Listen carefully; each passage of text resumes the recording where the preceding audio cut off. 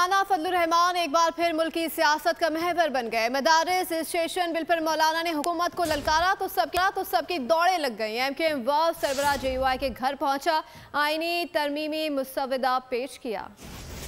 मुल्ला की दौड़ मस्जिद तक वाली कहावत हुई पुरानी, अब सियासतदानों की दौड़ मुल्ला तक हो गई। मदारिस के रजिस्ट्रेशन का मामला हो या फिर 26वीं तरमीम, पाकिस्तानी सियासत मौलाना के बगैर नामुमकिन सी हो गई।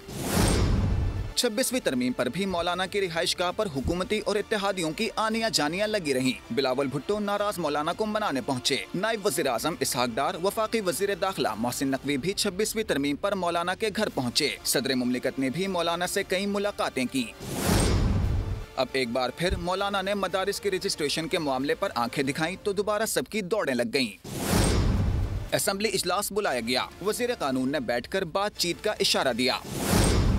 शाम के वक्त MKM वफ़द सालिसी का किरदार अदा करने मौलाना की रिहाइशगाह जा पहुंचा। आईनी तरमीमी मुसव्विदा पेश किया, हुकूमत का पैगाम भी पहुंचाया, तहफ़्फ़ुज़ात दूर होने की तसल्ली दी।